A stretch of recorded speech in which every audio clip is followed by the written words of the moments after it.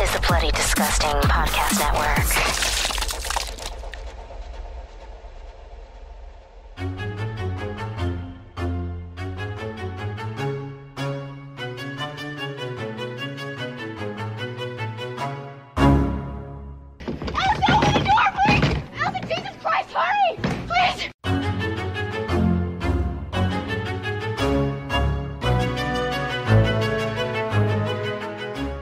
Welcome back to Horror Queers. We're talking sweaty shirtless Scott Bakula. We're talking visible penis line.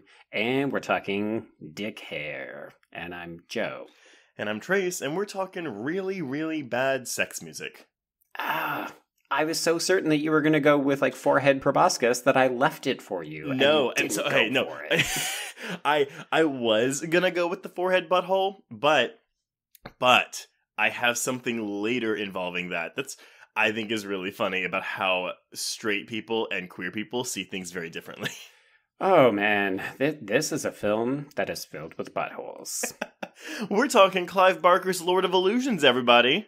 Yes. Did you love when it showed up and it said Clive Barker's? I was just like, it's giving me Blumhouse vibes from back in the day. Blumhouse vibes?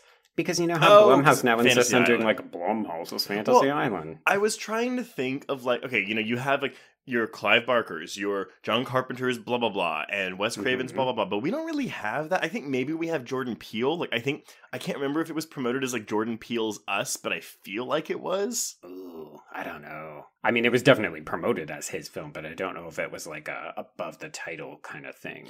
Right, but, you know, it's like for our quote-unquote horror masters of today, like, you know, you don't see James Wan's The Conjuring, Lee Winnell's The Invisible Man, you know, and I feel like they sometimes they deserve that credit. Yeah, I mean, well, there's something mildly narcissistic about the idea of, like, throwing your big old name up there, right? Like, this is my motherfucking movie, and I have thoughts about why Clive Barker should be allowed that distinction, but it is a strange moniker. Like, does it come with an extra producing credit or something, or is it just like James Wan is like, yeah, I'm okay, thanks? I don't know. Maybe it's a product of the times, you know. Could be. Yeah. Back before social media existed, when name recognition was more important. So I feel like if, you know, people knew it was a Wes Craven film, people knew it was a John Carpenter film, like that was advertising for the movie. Right. Whereas we don't need that today. Yeah, because you can just go on them their internets. But yeah, no. So I'm a little shocked. So yeah, we are in our second week of Pride Month, and while I will confess, when you selected this movie for this week, I was a little perplexed because I knew nothing about it. This is one of the few times that I've gone into one of our films completely blind. I knew jack shit about this movie to the point where when you told me that Famke Janssen was in it, I was like, what the fuck? How did I not know that? I know. I think it's amazing that, of course, we have also managed to do a double bill of Famke Janssen and Kevin J. O'Connor films this week. So, folks, if you're not on the Patreon, you absolutely should, because we're doing the reunion film Deep Rising. Which came out just 3 years after this one and also flopped, just like this one. I mean, nobody said that they were a match made in heaven. Okay, so I like Kevin J. O'Connor. Like, I mean, I know him from The Mummy and from Deep Rising, but the whole time we're watching this, Andrew's, my husband, was like, why is he so ugly?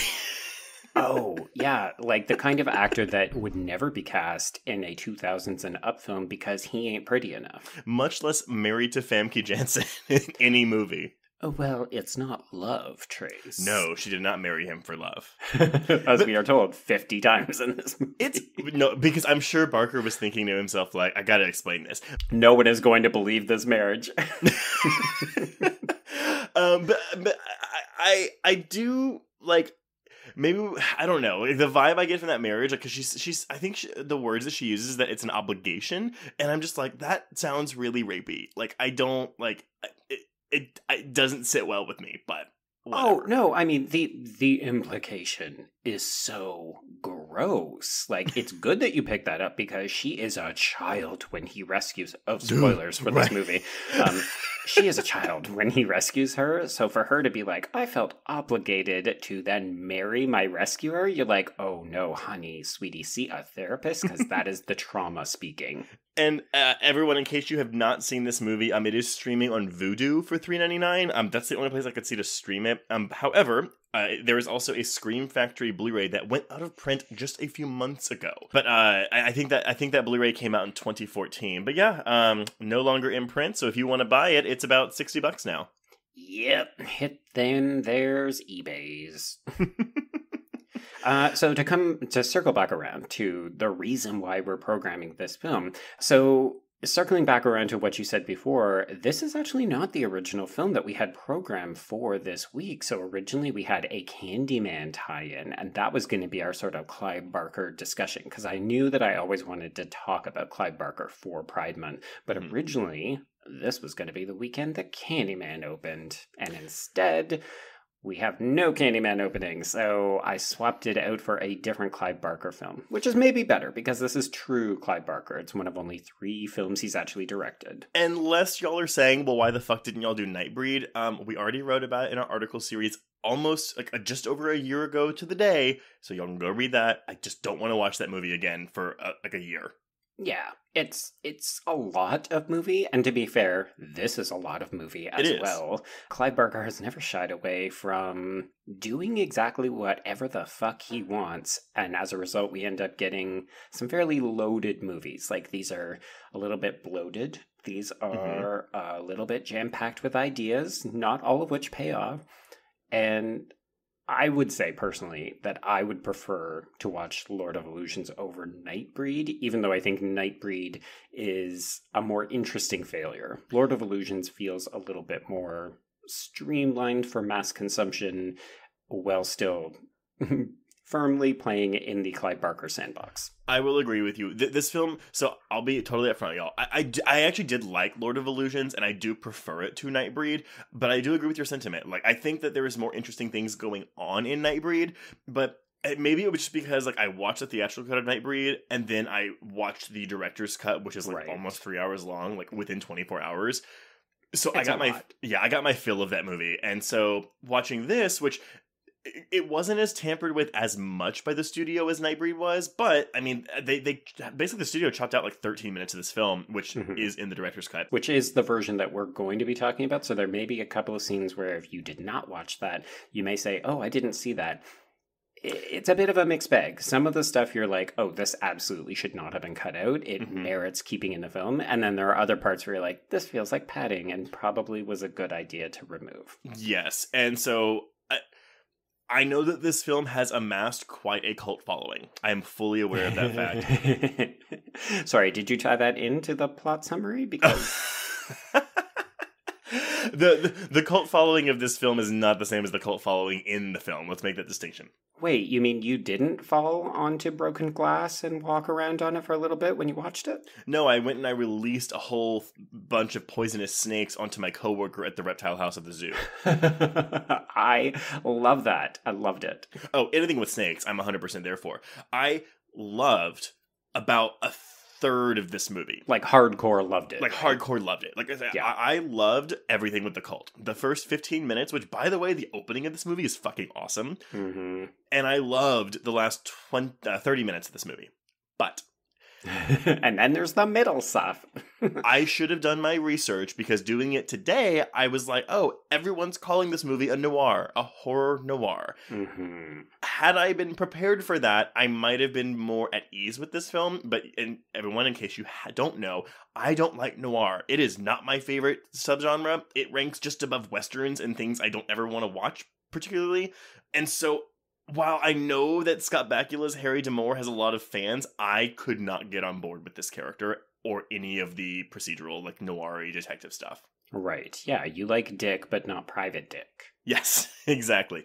That being said, I have read that apparently this is a film where a lot of people didn't like it on their first viewing, and it's one of those ones where they like it more and more each time they watch it. So that might be the case with me. I just can't imagine me wanting to watch it again anytime soon, much like Nightbreed. But that, Yeah, whatever. it's not like a constant viewing type of film. I'll confess, one of the reasons I wanted to program this is because I have very fond memories of it. So, attentive listeners will at this point be shooting themselves in the face because they're so tired of hearing me talk about Hellraiser and Candyman. But this is another film that my sister used to watch with me all the time because she was in love with Scott Bakula because he was from Quantum Leap. And I mean, I know, Tracy, you said that you don't find him particularly attractive, but like in this mid-90s period, he was an everyman hunk. And he's so personable and likable, even though in this movie, he's not particularly personable and likable. I mean, he's again, it's that kind of noir detective, closed off, a bit like gruff, blah, blah, blah. I'll confess, the only thing that I know Scott Bakula from is from his guest stint on HBO's Looking. So people kept saying, oh, like Scott Bakula. And I'm like, I don't know who that is. So I didn't watch Quantum Leap. Yeah, that would have been before your time. Right, but then there's Star Trek Enterprise, which is probably like in my preteen years. But that's the one that everybody fucking hates. Oh, really? Yeah. I don't know anything about Star Trek. And he's now currently on NCIS New Orleans and has been for like 6 years, but I also don't watch that show. So I have no point of reference for Scott Bakula. And we know I have an affinity for twinks, not yeah. I'm not going to close This off. is too daddy. Well, I'm not going to close off the daddy group, but yes, I don't particularly find him attractive. And listeners, if I have already like cut ties with y'all and y'all are like, fuck this, I'm out, I understand. But trust me, we're going to have a good conversation about this movie and Clive Barker in general. Don't worry, they'll just leave us reviews where they'll be like, oh, I completely disagree with Trace, but I still love your podcast. And I love Joe more. Yeah, that's the bulk of our reviews. No, I'm just kidding. It's good. I don't think anybody says that they love me more. They're all like, Trace, talk about your cum fixation again. Wait, how did we get back here? That was like 2 or 3 episodes, and that's it. That is the limit of my cum discussions. But anyway. God damn it. Can we please talk about magic versus illusion? Oh my god. No, but seriously, if you haven't seen this film, I would recommend going out and seeking it out and watching it, because while not all of it would have really worked for me, I still think it's a fascinating film. And some of the effects and imagery in this film are just fucking awesome. Yeah, dodgy 90s CGI aside. Oh, yes. Absolutely terrible CGI that has not aged well. But if you're watching films from this era, this is kind of like what we were getting from everybody. And I don't know that it ever looked great, but it was what we were willing to concede was possible with like sort of primitive FX. Right. So before we go into the film itself, I think maybe we should talk about Clive Barker a little bit, because this is his third and final directorial effort. He has not directed a film since this. No, and part of this is that he has been sick for a large part of the 21st century, so he is not a well man. He's had a couple of fairly significant health scares, but I do know that he has remained creatively energized, but I think it's still been more in the world of books, which of course is like where he got his start. Well, and that's where, like, when we get into this film a little bit more, I have read a lot of Barker's writing, specifically the Books of Blood and the Hellbound Heart. I love his writing. Mm-hmm. I am iffy with his directorial style, and so I love Hellraiser.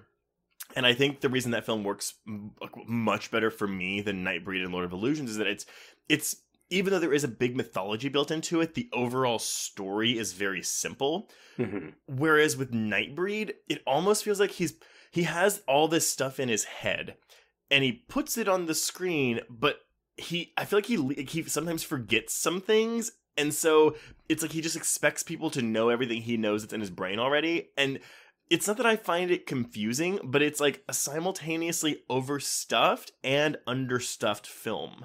Yes, and I think this is important. So if people have only engaged with his film works, you probably watched the films, and particularly Nightbreed and Lord of Illusions reflect just what you're talking about.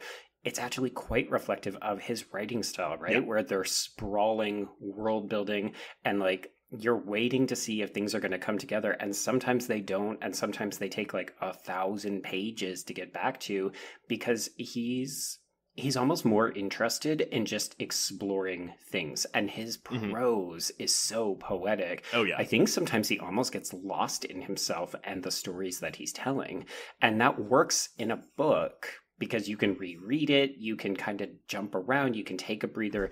In a film that's more narratively streamlined, it doesn't work quite as well. I agree with that. But that being said, like, and I have not read the short story this is based on, but I did do some research. Apparently it doesn't matter because it's very different.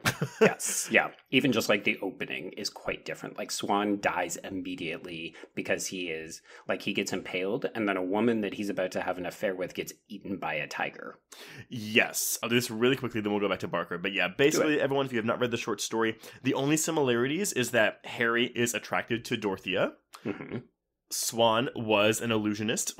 Mm-hmm. And Butterfield, our explicit queer content, in my opinion, is the main antagonist. But the whole story itself, I mean, basically, Swan, yes, you're right. Swan is killed immediately trying to seduce a fan. Harry gets the assignment to watch his body until it can be cremated. But other people, I guess, cultists want his body. So basically, Harry teams up with Swan's assistant, Valentine, and they have a good relationship in the short story, not so in the film, to protect the body. And that is the bulk of it. They head out to the city, Weekend at Bernie's style, and basically just go. It's a road trip almost, it sounds like. And then also Dorothea is revealed to be a villain. And there's no sex scene, there's no Nyx, there's no cult, there's no other magicians, and there's no mandrill. Yeah, it's definitely one of those things where I think he's more interested in exploring the relationship between magic and illusion and sort of like what underpins almost like a darker side of the city, but yeah, not culty. Yeah. Because this movie is explicitly like cult is the framing device, and then there's some magic versus illusion in the middle. Which is kind of cool. You know, I mean, had Barker not been the writer of the film, I could see fans of his story being like, what the fuck? You're butchering this story. But because it's Barker, he kind of has, carte blanche to do whatever the fuck he wants. Oh, yes. Yeah. And that's actually a very lovely segue to bring us back to Barker. So well done on that. I think one of the big things is that if you read interviews with Clive Barker, he is outspoken as fuck. But very polite. Because I feel like sometimes outspoken has a negative connotation to it. Both of us, we sought out this, we found this interview from 1995 with an Australian radio program called Queer Radio. And I don't think I've ever heard him speak before. Like, I've read his interviews, but I've never heard him. He's very polite, kind, and genuine. Yeah, very well spoken. But yes, absolutely. I'm 100% agreeing with you. When I said outspoken, I probably should have said that he's very firm in his beliefs. Like, he knows what he is trying to do, and he will not suffer fools. And in this case, we're talking about fools in the film industry business because, of course, he has a very specific vision that he's trying to actualize on the screen. And I think that also tends to happen a lot more when we see people who are writing and then directing their own work. Right. So, like, you've written the script, you can imagine what it's going to look like on screen, you know what you're trying to achieve, and then you're getting studio notes from people saying, like, well, can we make it sexier?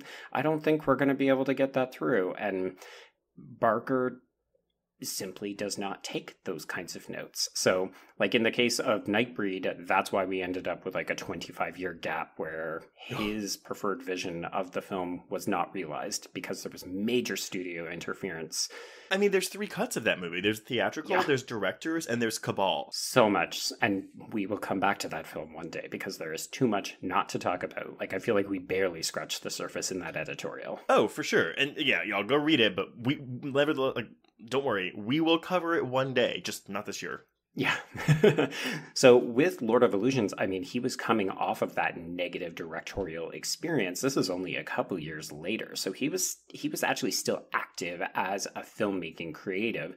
And I think in this case, he kind of knew how to roll with those punches because it sounds like when you read interviews with him about the way he approached this film, he wanted to make it a certain way. When he started to get pushback about, like, we're going to have to cut certain scenes, the MPAA says no to this, he was just like, cool, as long as he was then given the ability to make a director's cut. So, like, this director's cut was actually in the books from the very moment that he submitted that film.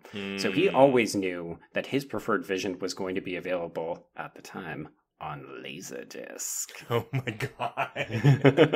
And then, of course, that translated into future iterations of, DVD and now Blu-ray. So if you're watching the film, if you can track down the director's cut, this is his preferred vision. This is what he always anticipated the film would look like. And I think I already said it, but yeah, it is 13 minutes longer than the theatrical cut. I would argue that 7 of them are fine, and 5 of them or 6 of them are not for me. It's just more of the kind of stuff that you are already not inclined to enjoy because it's more of the noir stuff. It's more the investigation stuff. Well, that's the thing, though. Like, I can see why Barker would want to keep it in. The noir stuff is all character-based around Harry. So if you don't like Harry, that stuff isn't going to work for you. But then the other stuff that was cut is cult stuff that I would wager had issues with the MPAA. So that was more like censorship cutting than it was like, oh, let's help the pacing cutting. Absolutely correct. Yeah. I think so you've mentioned D'Amour. This is a character that Clive Barker has actually written about fairly extensively. So he appears in a number of short stories. And then he also appears in Barker's most recent book, which of course is also, it basically features D'Amour going up against Pinhead. But of course he's not called Pinhead because Clive Barker has never used that terminology. That's a term coined by fans of the original Hellraiser film. Well, or if you listen to our Hellraiser Bloodline episode, the security guard that says, that guy has pins in his head. Pins in his head? God bless those actors. No, but I mean, yeah. So yeah, and you're right. He's been through a bunch of short stories. There are 2 novels: The Great and Secret Show and Everville that he's also appeared in. But yeah, it seems like it's primarily a short story character, and I guess maybe also graphic novels. I mean, that's the other interesting thing, right? Like Clive Barker is also a very accomplished artist, and then he's collaborated on shorts as well as graphic novels. So Barker is an openly gay director. Yes, he is. Makes no apologies for it. No, and that's honestly, again, even reading this interview from 1995, where when he was doing press for this film, he explicitly told his team, like, oh, look for queer outlets to talk to, because I want to talk to them about this movie. Which, again, I'm just thinking, in 1995, like, yeah, how hard was... He was looking for us in 1995. He was looking for queer horror people. He was looking for that community. Yeah. He was.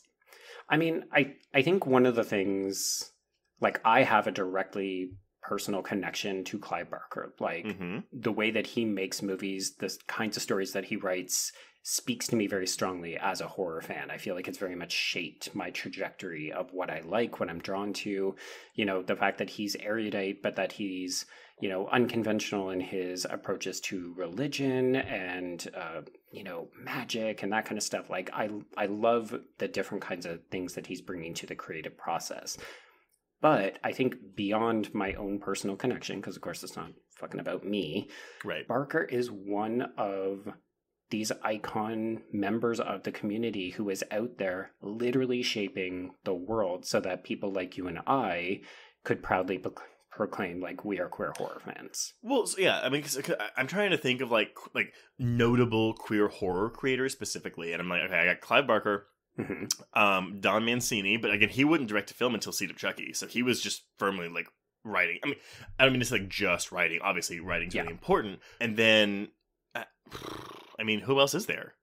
Yeah, I mean, like, we can list off probably a dozen queer directors who are out now. Like, we've got all of Christopher Landon.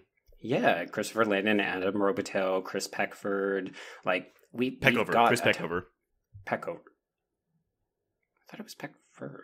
Nope, Peckover. All right. Yes, you're right, Peckover. And then, of course, we've got a bunch of, fewer female directors who are publicly out, but really, like, we're talking about people who have emerged onto the scene in the last 5 to 10 years. So we're talking very firmly into the aughts, whereas this is a man who was out there making very controversial, very queer, very sexualized films in the late 80s and early 90s. And I mean, I feel like one of the reasons that he caused so many ruffles and you can feel the impact of his work is because he was bringing a kind of sexual politics from Europe to the United States. Right, because he is British. He is British. And even though Hellraiser is actually shot in Britain and it has like a number of, cast members and crew who were obviously British, it's technically a film that's set in the US. And it's like, I mean, I think its legacy has really carried on in the US, where unfortunately we've gotten a whole host of inferior I also wanted to sequels point and so out, too, he is directing 3 horror films in the probably like the worst time to be releasing horror films. Because if listeners if y'all go back and listen to our episode on Scream, which is our 2nd episode ever, I go through a list of like the horror films that we were getting in the early 90s, like pre-Scream. Yes. And it's not great. It's not great. I mean, we've actually covered a number of films that are genuinely great, but at the time, they didn't have that reception, and it felt like a bit of a wasteland. Right, because horror was essentially being rejected by the masses at that point, because it had, quote-unquote, devolved into Friday the 13th Part 8, and Nightmare 5 or Freddy's Dead. Like, people were over it. Critics were always over it, but like audiences were over it by that point. Like, I mean, and when we get to the box office for this film, we're gonna see like no one was going to these movies. And so like into an already hostile landscape comes 3 incredibly unique, excessively queer horror films. Like, these films, it's honestly shocking to me that Hellraiser connected with people, because you see what happened with Nightbreed and you see what happened with this movie. And I would say, like, Lord of Illusions is his least controversial film. But it's also his least well-known. And it's definitely his least well-known. I would even say least liked, because even though, yes, you and I may prefer this to Nightbreed, I think that the common consensus is, oh, well, there's, as we said, more going on in Nightbreed. So, like, this one is just kind of, like, left in the dust. Yes, yeah. I think Nightbreed is thematically richer. Lord of Illusions, I would almost argue, is more queer, though. Oh, it 100% is. Or maybe it's just more obviously queer. Like, the queer agenda of this film is on the fucking surface. There's no subtext here. I'm excited to post the article announcing this episode on Bloody Disgusting to see if we get any, like, y'all are reaching, like, it's not there's nothing explicitly queer about it. And I have quotes from Clive Barker that I'm gonna be like, you know what, here you go. Oh, yeah. So, I mean, coming back to that radio interview that you mentioned, he literally says there are 2 films in here. One for straight viewers, which is the noir demure love story investigation, and then the queer... I hesitate to call it a love triangle, because I feel like it's unrequited love that goes between 3 people. He describes it as a homoerotic menage a trois. And this is why he gets the written word, because he is so much more eloquent than me. Yeah.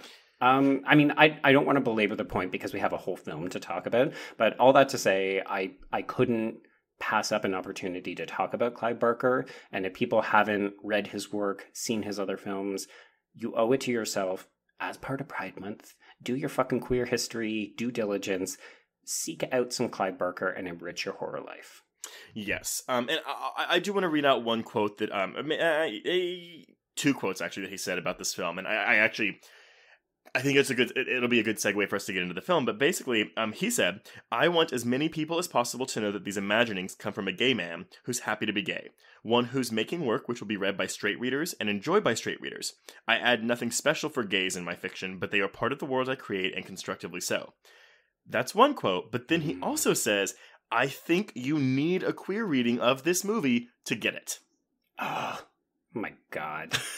I love it. So it's almost like, okay, you straight listeners, like you straight viewers, like, yeah, you can watch it and like you'll enjoy the movie, but you're not really gonna get it unless you see the queerness in this film. Yeah, I mean, I think this film is far less interesting without the queer elements in it. Like, it's not that they're difficult to see. Like, if you're a straight person, you will be able to see them, particularly as we begin to point them out. You may have already picked up on them, but it richens the film. This film becomes so much more interesting with the queer elements compared to the more conventional noir magic film it is without. I will say, too, and this is kind of it'll be a part of the queerness. I actually wouldn't have minded it if Dorothea was still revealed to be, like, a villain, if she was, like, a femme fatale. Mm-hmm. Because, as we'll discuss, the climax of this movie, I mean, she gets some moments of agency, and that's great. I love that. But she's still, at the end of the day, a damsel in distress. And I do think that giving her the villain turn, like, I mean, we know that Famke Janssen can do villainy. Like, GoldenEye came out the same year this came out. And if y'all have not seen fucking GoldenEye, watch it just for her, because she is fantastic. Well, and it's like polar opposite performances. You can see it's very clearly like the same actress, like her cadence and her speaking tone are the almost exact same 180 turn in terms of characters. Like they are completely opposite. Oh, yes, absolutely. And granted, like, I think GoldenEye is the reason why she made a name for herself playing bitches, you know? Like she's the jewel thief in Deep Rising. She's the bitchy wife in House on Haunted Hill. I think she's better suited for it. Yeah. If it wasn't for Jean Grey, like, she'd probably still be getting, like, typecast in those roles. Yes. Yeah. Anyway. Anyway. Okay. Let's dive into this movie. Okay. So, Lord of Illusions comes out August 25th, 1995, released by Metro-Goldwyn-Mayer, MGM. August. Yeah, it's a little weird. We are looking at a runtime with a theatrical cut of 109 minutes, and director's cut is 121 minutes. It opens in the number 5... Oh, this is actually important, too. It opens the week after Mortal Kombat. And Mortal Kombat decimated box office competition. So, yeah. This opened in the number 5 slot with $4.8 million, and it ends up grossing $13.3 million. Again, against that $11 million budget. I will say that $11 million, like, we've commented on, like, how the effects look in this film. I would argue that minus one particular one that we'll get to when, like, we talk about it, for 1995, I thought these effects looked fine. Yeah, and if I mean, I'm interested to hear which effect you're specifically talking about, because there was one in there that was so reminiscent of what I was seeing on television and in other movies that as soon as I saw it, it brought back this wave of nostalgia. Like, it's not a good effect, and yet I was like, oh my god, 1995, I feel you so strong right now. Yeah. I mean, like, they look like effects, like, they don't look real, but again, given the time period, I also think even, like, just the transfer of the film, like, again, look at this movie and then look, like, the actual, like, look, like, the visual of the Scream, compared to Scream, which came out a year later. Scream looks like, for me, like, it was made today, whereas this looks like a product of the 90s. Yeah, like, I really do think that there's a first half of the 90s and then a back half. Yeah. And, I mean, maybe it's just that it's cheaper to make a low-budget slasher with a bunch of CW kids. I mean, WB kids at the time. But these more ambitious films where they had to build really elaborate sets, or they were out filming in the desert, or, you know, I think of this film, I think of Tales from the Crypt. Like, these films, they have a similar kind of slightly gritty, slightly grainy authenticity to them. Like, they're not polished. Yes. And granted, that may be what, because some people don't like that polished look, and I get that. But, you know, we live in a digital age now, so everything's polished. This is true, yeah. It didn't go overseas from what I can tell. If it did, I don't have any box office numbers. Rotten Tomatoes, we're looking at a 61% with a 5.43 out of 10.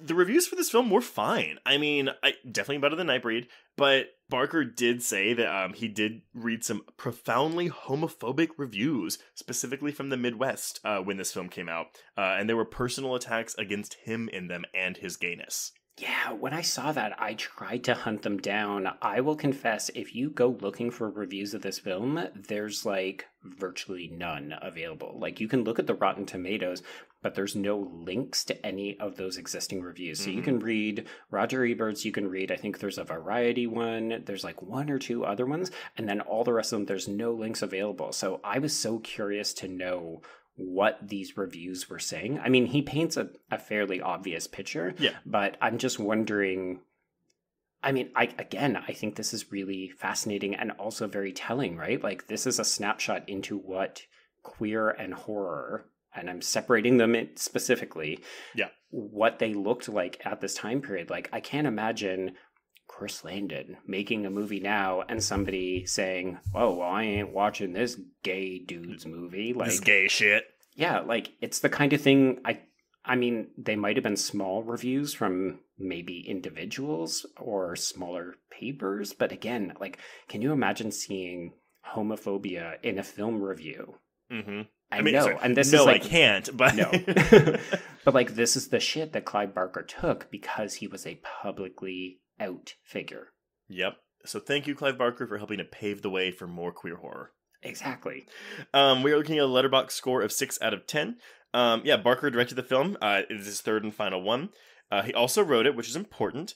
The score for the film, which didn't particularly stand out for me, but I know that some people have pointed out that they love it. It is Simon Boswell, and he has done such acclaimed films like Phenomena, Stage Fright, the Michel Suave one, not the 2014 musical, Demons 2, and Hackers. Oh my god, Hackers. There's another film that's like, oh yes, quintessential mid-90s film. Yeah. Also random, the cinematographer Ron Schmidt, who has done a lot of TV work in the past 20 years, specifically on The Shield and The Walking Dead, but he also shot the film Ghoulies 3, Ghoulies Go to College. I'll confess, I've not seen the later Ghoulies films. One was good. My husband loves Ghoulies Goes to College. It is insane. I do not. Maybe I should check it out. It might be one of those ones, if you didn't see it as a kid, you're not going to love it. Right. But yeah, there's a lot of those. Anyway, take us away, Joe. All right. So after an opening text outlining the two worlds of magic, the credits roll over slow pans of flaming garbage bones in the Mojave Desert. The year is 1982, and cult leader Nix, Daniel von Barken, names himself the Puritan to his followers. So, unfortunately, Daniel von Barken is he is no longer with us, but my point of reference for him is The Faculty. Yeah, I was trying to remember. I knew him from The Faculty.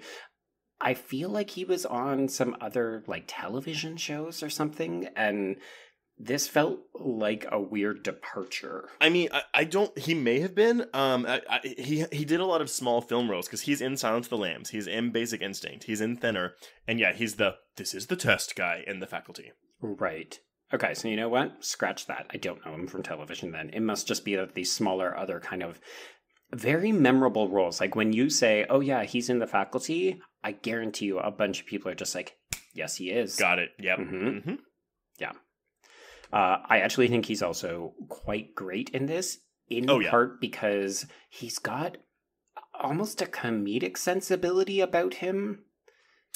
I don't know if you agree with me on that. Well, I mean, and that also may be attributed to Barker's direction. Honestly, I don't like that he's not in this movie more.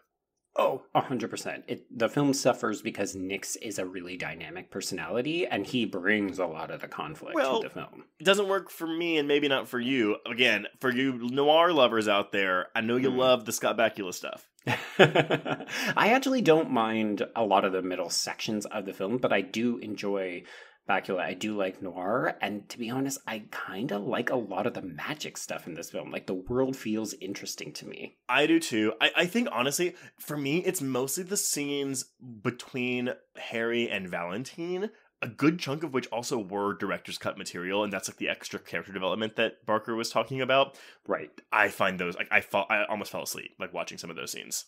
Fair. Also, I'm going to gently correct you. It is Valentine, not Valentine. Oh, really? Mm-hmm. Okay. There's no E. No, but... just so you know, in Spain, the I is pronounced E.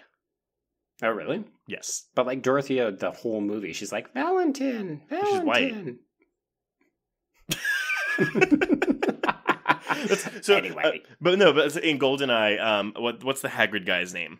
Robbie Coltrane. Yes, no, I can't remember his character name though. It is Valentine. Oh, so maybe you're just used to maybe you're used to her saying that and hearing.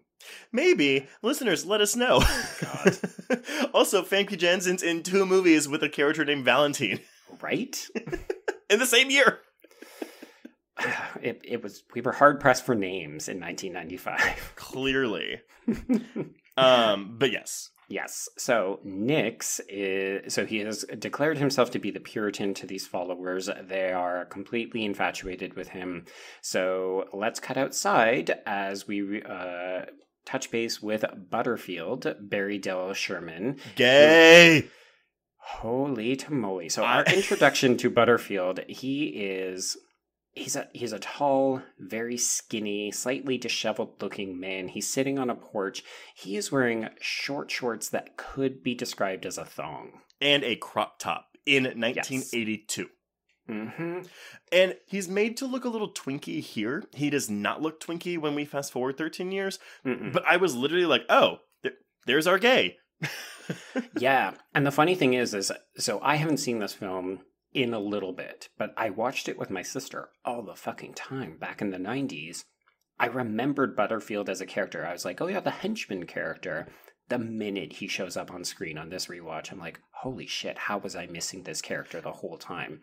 So gay. And Clive Barker does say, he says, oh, it's not explicitly mentioned, but I mean, Butterfield's gay. Holy shit. Yes. Super gay, super gay, super gay, super gay. I love him and I love his weird eye. Yes, I love it. This feels like the kinds of little touches that you would get on henchman characters, almost coming back to James Bond level henchman characters, right? Where they've always got a weird little thing that sets them apart from everybody else. I like it because that feels very like, you know, comic book villain rogues gallery where it's like, oh, you have like that one or James Bond villains, you know, they have like the one trait. I fucking love it. That's my favorite. Yeah. Okay. So Butterfield is more or less keeping an eye out. He's the lookout for this cult group, and he sees that there's a car coming up the road, and in this car is Swan, played by Kevin J. O'Connor, who is being real extra from the get-go. He's very agitated. He's quite angry. He has a couple of friends with him. They are armed. They're going to storm the compound because they need to rescue a young girl that Nix has abducted and will apparently sacrifice. Okay. If I just miss this, I'll cut it out. Okay. What is his plan? Like, he wants to sacrifice her for what? Okay. So, the plan here is never revealed, but the interpretation is the girl has been abducted to lure Swan back. Because Swan was taught by Nix, and Nix is and Swan is, because as the end of the film reveals, he didn't really need to kill her, he could have just killed all of his cultists. Yes, exactly. Okay. Sure. Well, I mean, he needed to kill the cultists at the end because he needed to pay a debt to come back from the grave, because technically he'd been sort of dead for 13 years. Because he says Swan is the only one like worthy enough to have his power or something. And also because he's fucking in love with Swan. So gay. Gay for Swan, man.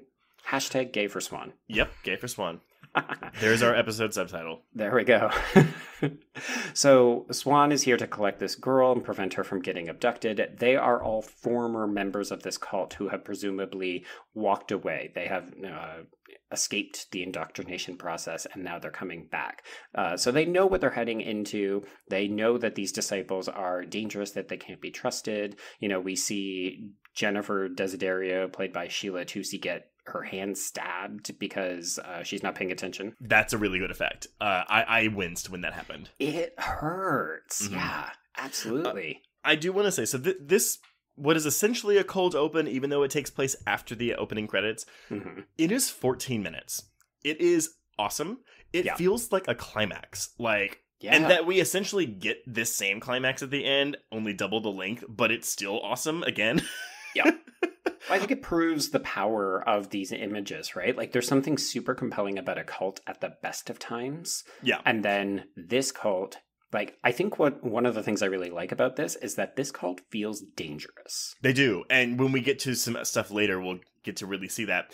Now, I do want to posit this, and I don't know if I would like this or not, but if we didn't have this cold open and we just opened with, like, being introduced to Bakula. Right. Tobacco.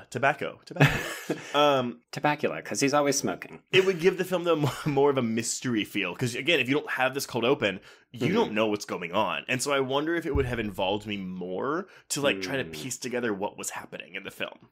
Oh, narratively, it's 100% a problem, because this film tells you everything that you need to know. So then watching Bakula pick up the pieces for like an hour, you're like, well, we already know. We know who Nix is. We know what the deal is. We know everybody's lying. When they revealed to us like who Famke Janssen really is, I was like, was that not like common knowledge? Did we not we not know that? Yeah, Brian turned to me like 20 minutes in. He's like, so that's the girl? I'm like, oh, you're not supposed to know this yet. So, I mean, again, I would hate to lose the opening 14 minutes, but I do think that narratively that the film would work better if it was more of a mystery. Yeah, it's tricky, right? Because I think of this in the same way that I think about Scream, where you're really starting your film off with a great opener. Like, you're sucking the audience in, giving them gore, giving them tension, and giving them great characters, and then unfortunately, you've got to then pull it back and say, okay, and also here's our protagonist. Right, but the difference in Scream is that we don't know who Ghostface is, and we don't know Drew Barrymore's relationship to him or them. Yeah, because this film is ultimately, we're following an investigation, but we already know the outcome of it. So there is no mystery for us to discover. It's watching D'Amour figure out the mystery. Which doesn't work maybe as much for some people. Mm-hmm. Yeah. So in this group, we also have Quaid, played by Joseph Lattimore. Lattimore? Sure. Lattimore. And so they're really the most important people. They ultimately get into this sacrifice room where the girl is being kept. There's a baboon. A mandrill. Mandrill, okay. That's terrifying. Yep. There for no reason than just have an imagery, but it works. Mm-hmm. Apparently there was going to be more to do with it, but they couldn't get a prosthetic mandrill to look convincing enough, so they had to cut a sequence with it. That makes sense. There's also a legitimately terrifying as fuck hanging effigy in the middle of the room. Yes. It almost looks like a giant rib cage, but covered in gore. Yeah. And this is like, if you've seen Hellraiser, you're kind of like, oh shit, that looks familiar. It is very much like Barker likes to play with bodies in this regard. Like, he's not afraid to show what the insides look like. And in this case, you're right. It looks like a giant ribcage that you can hang someone in. And the fact that we actually see Nix in there, like, he rotates around. Oh, I mean, that's later, but... It's just good. Like, it's really rich, vivid, upsetting imagery. Yeah. So, Nix immediately... Swan sucks. We should just put that up front. Swan sucks, and Nix gets into his head immediately. Literally. And here's your first taste of some queer imagery, folks. We've got a man literally penetrating another man's head with his fingers. Or just fingering his ear holes. There we go. Yes, that's someone's kink. No, but it is very sexual because even, I mean, obviously the looks of, because Barker likes to toe the line between pleasure and pain. That's what Hellraiser is, right? So we have Swan giving us these looks of pain, but it also could be seen as looks of ecstasy.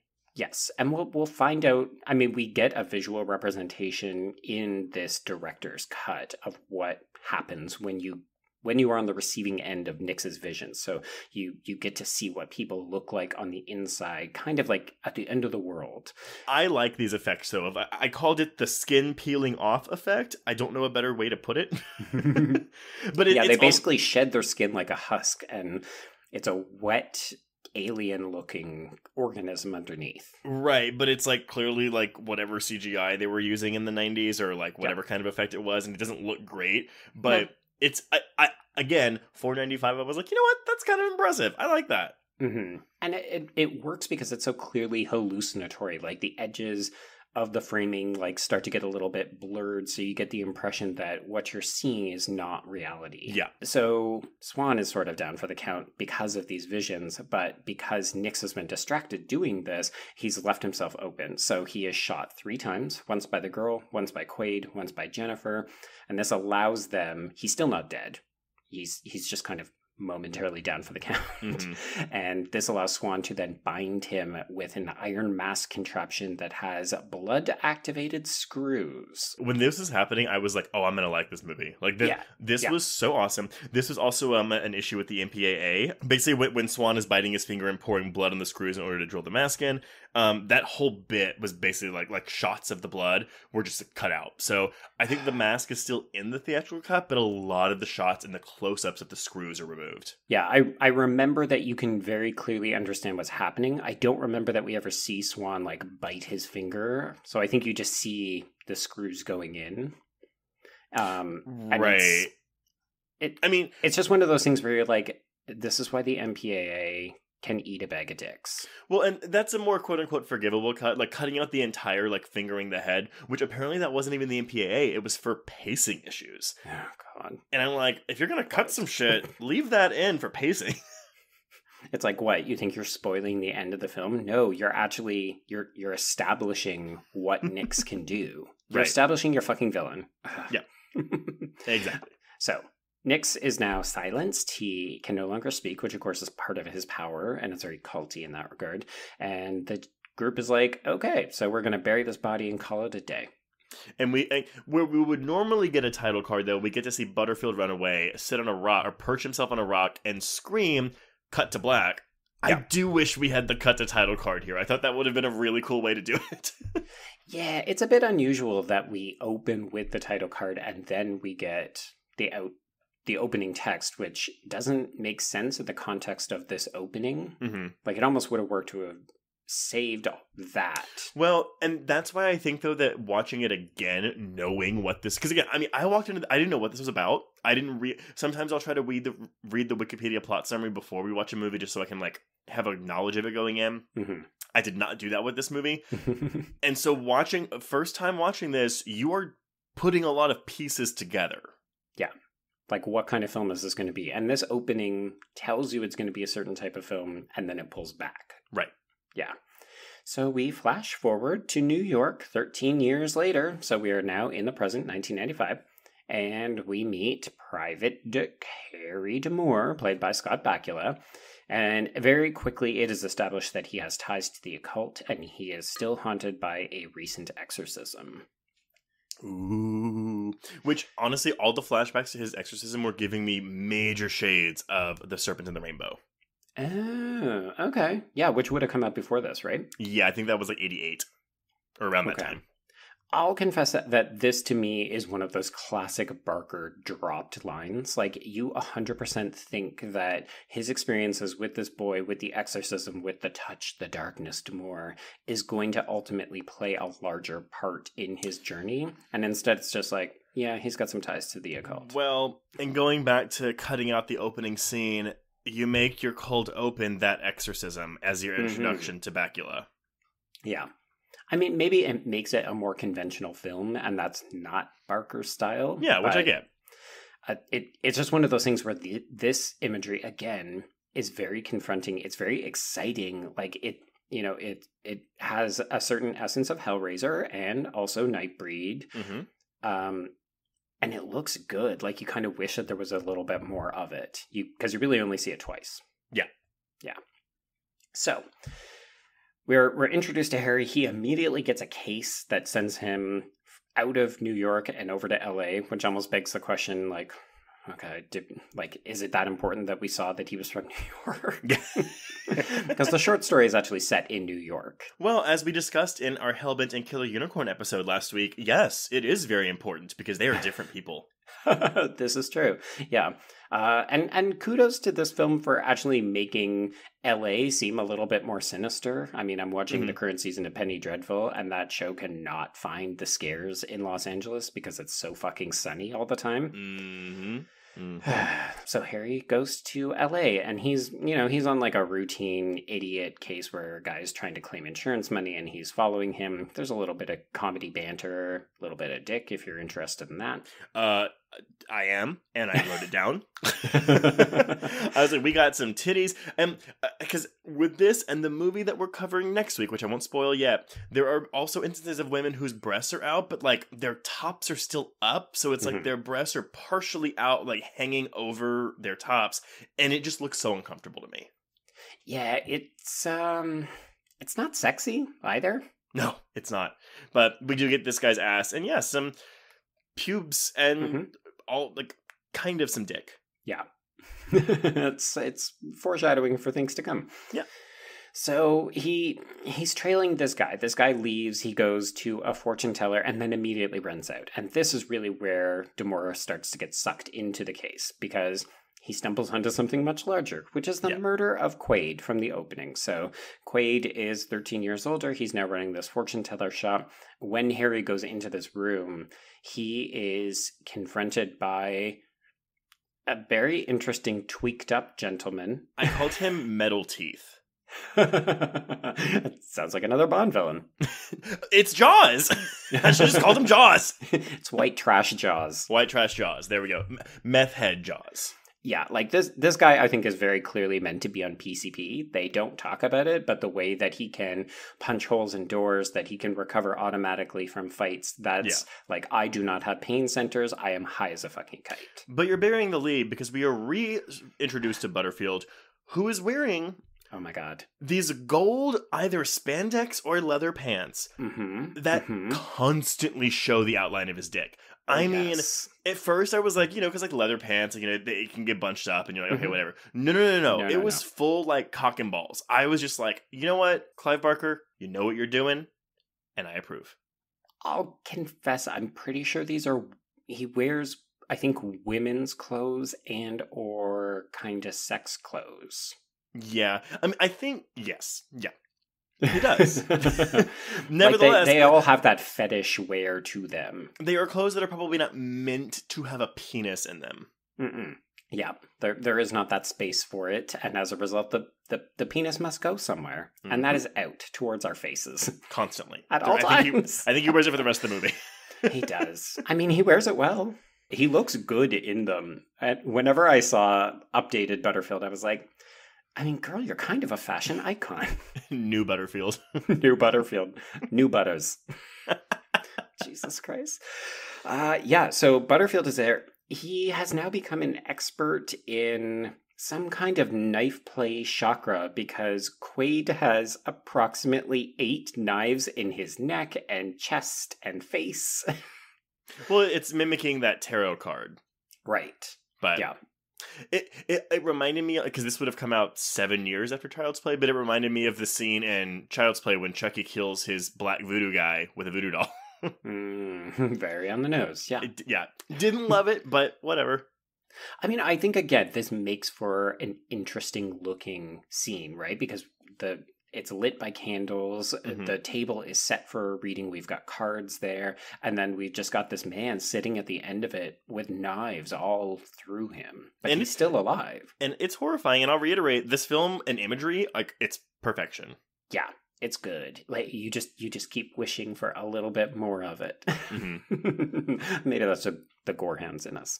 It is, but I mean, it's, again, you're coming off a Hellraiser, and well, because Nightbreed isn't even really that gory too, like, especially compared to Hellraiser. But no, I don't know. Yeah, I would say it's Hellraiser, then this, and then Nightbreed in terms of because this feels like a combination of Hellraiser and Nightbreed. Like, that's the thing. Yes. Like, Hellraiser is its own thing, Nightbreed is its own thing. This is like an amalgamation of the two. Yeah, directly feeding from both. Yeah. So the tweaked up guy goes out a window. And Butterfield kind of slinks away, and I do use the word slink because the way he moves is cat-like. It's like a dancer. She's got moves. Oh, I'm surprised he wasn't in the Showgirls number that we're about to come to. Oh my god, I have so much to say. So okay, we've got a dead guy. We've got a Clea Duvall police lady who shows up another couple of times. Dude. My husband literally goes, "Is that Clea Duvall?" And I was like, "No, it might as well be." But it might as well be.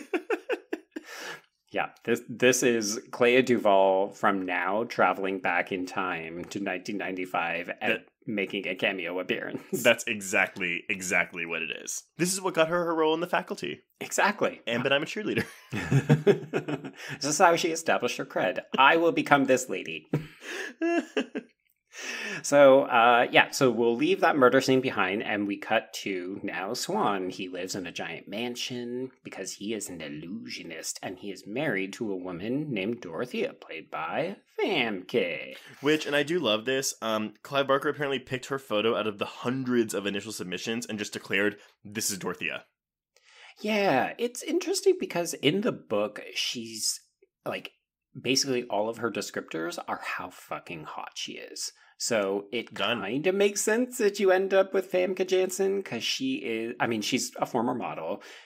She is gorgeous in this movie. She looks like old Hollywood glamour, particularly in the scene when he meets her in the graveyard. Well, her hair.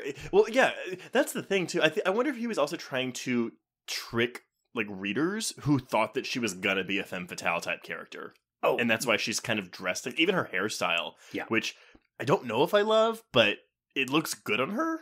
Yes to both counts. It's a very 1995 cut, but I think it works. Yeah. But you are right, because if we think of noir, we think of femme fatale. This movie evokes the 1940s, but it's obviously not set. Like, it's not a period piece by any stretch of the imagination. Mm-hmm. But I do think you're meant to wonder how much Dorothea knows in the first half of this film. And I wonder if that's the intent with keeping her identity a secret. Is it because it's like, oh, she's keeping a secret, maybe she's evil. Oops, no, she's actually the victim from the beginning. Yeah, exactly. Yeah. All very noir, yeah. Mm-hmm. So they find out about Quaid's death, and Swan seems a little bit shook. And Dorothea just immediately calls in Valentin, who is played by Joel Sweeto. And this is Swan's butler, who I'm also convinced is in love with Swan. Yeah, I agree. Because that's why he and Harry don't get along. Because Harry's impeding on his love interest. Exactly, yeah. Yeah. So she wants Valentin to hire Demore because she has seen his picture in the paper. So he goes and gets Demore. En route to the graveyard where he's going to meet Dorothea for the first time, we also get this backstory where Valentin helpfully distinguishes the difference between illusionists, who are associated with trickery, and he does a little sleight of hand magic. Oops, sorry. It's hard. Yes, illusions. He does a sleight of hand illusion in the car, whereas magic is magic like for real. So the kinds of things that we saw Nix do, magic. Yes. The kinds of things that you see David Copperfield or Chris Angel do, illusion. So we get this meet cute in the graveyard. I did love, again, Brian's watching this with me, and he sees the way that the scene in the graveyard is shot, and he's like, does Scott Bakula have a halo lighting? Because he looks like he's glowing, whereas Famke Janssen is just kind of like, yeah, she's there. Well, that's how you know it's a gay director, because he's lighting the man as an angel, and the woman's just like a pile of trash. A little bit. I mean, we glanced over it, but our introduction to Harry is that he awakens sweaty from this nightmare. And, like, the camera wants to fuck Scott Bakula through this entire movie. Mm-hmm. And it's very funny, if you do actually manage to track down that interview with the Australian radio, I think Clive Barker says no less than 5 times how sexy Scott Bakula is. Oh, I mean, yes. He wanted to bone him. Yes. Good for him. Yeah. Apparently not gay, despite the fact that he appeared on the cover of Playgirl. He is, I think he's been married a couple of times, has a couple of kids. So a girl can can't dream. Win them all. Okay, so Demore is on the case because he finds Dorothea attractive, so he gets the invite to go see Swan's last show. And this is our sort of next big show-stopping moment, right? So we get to go to this big theater. It's Swan's last show in LA, and it's a big performance piece that looks somewhere between Showgirls and a Britney Spears concert. And what's funny is Showgirls would come out exactly 1 month after this movie. So you mentioned to me, what the fuck is up with this choreography? Again, I remember that there was a show. I didn't remember choreography. The dancing looks exactly the same as Showgirls. The costuming looks exactly the same. The set design looks like Showgirls. Yeah. Like Swan he might as well come out of a fucking volcano. I was gonna say, you might as well stop a fucking volcano where that goddamn red sand clay glass tube thing is. Mm-hmm, mm-hmm. And the dancers, there are women that I see in the beginning. It feels like they just disappear and then it's all men. It's all men showing their butts wearing thongs. Yeah, yeah. And draping themselves over one another. It's so horny, and I love it. Oh, yeah. This is a thirsty movie, folks. Mm-hmm. See, no, literally all this, up until this point, like, I am here. Like, honestly, it's through his death, quote unquote. Then it's like when that's kind of when the movie starts losing me. Yeah, yeah. So we watch a little bit of the show. We see a new illusion. Dorothea confirms that this is a new one that she hasn't seen, which involves Swan dodging falling swords that fall from a chandelier. Of course, it goes poorly. He is then very publicly killed. I do like that this is later revealed to be an elaborate ruse, and he just killed himself publicly in front of what appear to be thousands of people. This is magic, obviously, but I actually thought this was shot very well and edited very well, and I loved, like, it wasn't gory, but it was bloody, and I really appreciated that. I really enjoyed the kind of slow motion shots of each individual sword falling. It's suspenseful, right? I mean, Mhm. and the final sword, though, because it's like the camera holds on that last sword as it falls on him, and it's fantastic. Right through the gut. Mm-hmm. It's good stuff. Okay, so he's dead. And Demore immediately suspects foul play, so he goes, he checks the rig to see if it's been tampered with, and just immediately runs afoul of both our PCP tweaker and Butterfield. With cock. So much. Yeah, I mean it's a backstage fight. It's fine. Okay. I do so apparently when Methy, what are we calling him? I can't remember anymore. He looks like Methy. Oh my god. Methy Jaws. Methy Jaws. Okay. When Methy Jaws gets killed, the shots of I read somewhere that it was blood, like because he basically gets stabbed with a tube, that it was blood pouring out of his back. I thought it was the red sand. It is. Okay, cool. That's what I thought.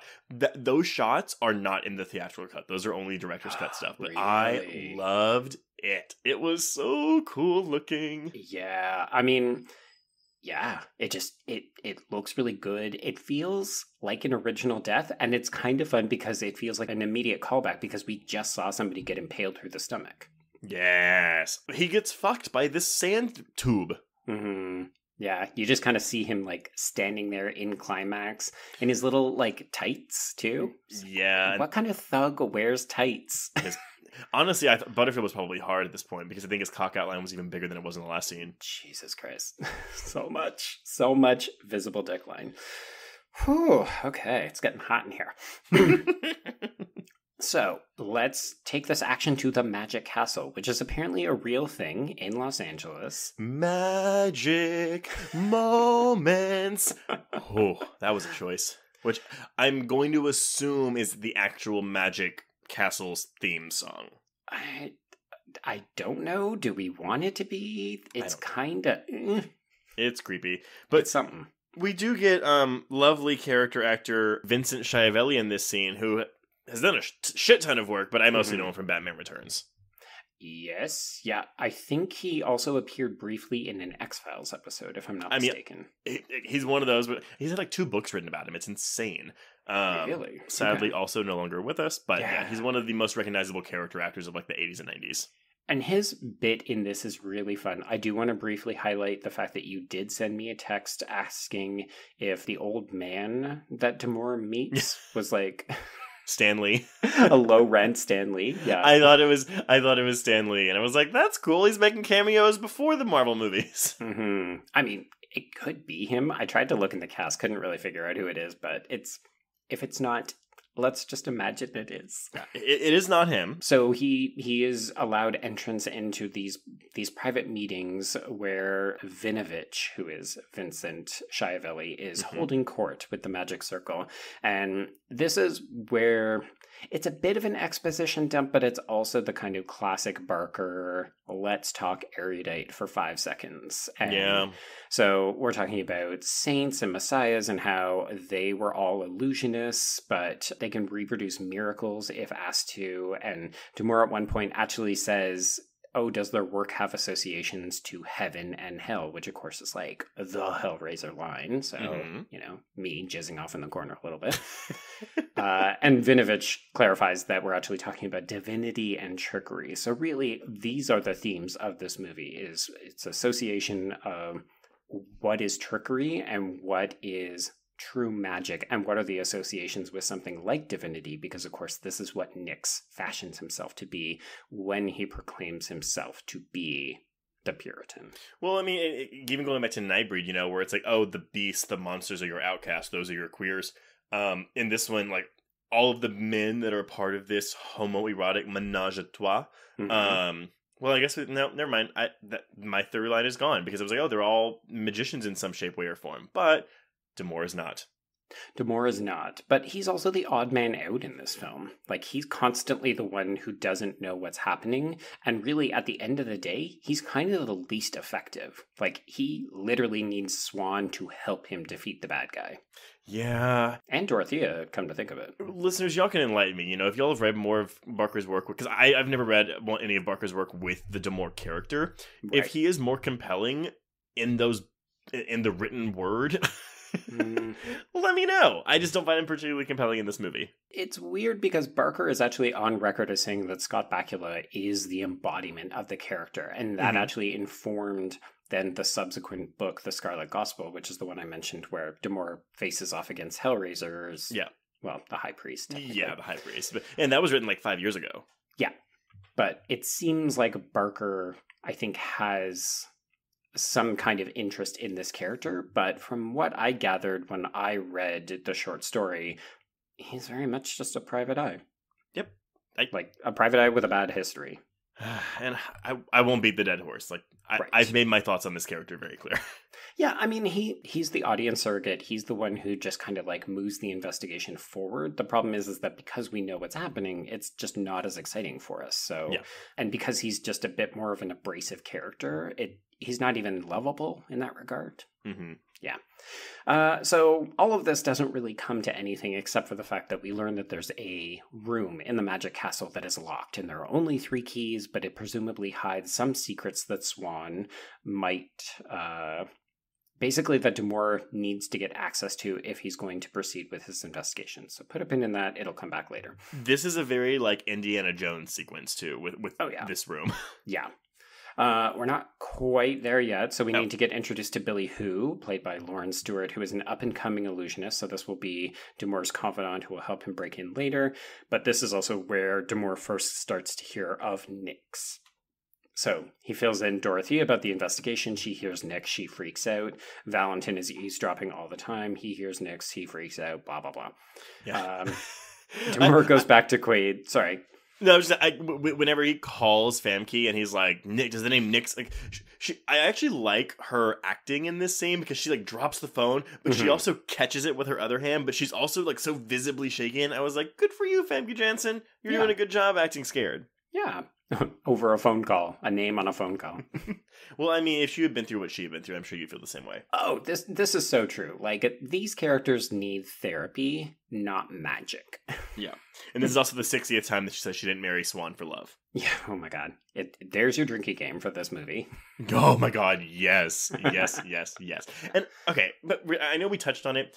It is a very inappropriate relationship between them. And yeah. It doesn't, like, hurt the film for me, but I'm also just kind of like, I never particularly ever care about Swan very much. I do care about her, but then I don't know. It's like she moved from one abuser to another, and I know that Swan doesn't abuse her, but she's basically a kept woman in her little prison castle with him. Yeah, and she clearly has affection for Swan, but it's also not love, because she makes that very evident. And you get the impression that she's had a stunted life as a result. Like, she has never been able to move on from the trauma because every time she sees Swan, she sees her rescuer, who she is staying with out of obligation. And that's not a life that's been lived. I am very glad that the film doesn't give us a scene where where he guilts her or something into staying, or it's like, oh no, you need to stay because, or like, remember that time I saved you? Like, we at least don't get that sense of like maliciousness from Swan. Yeah.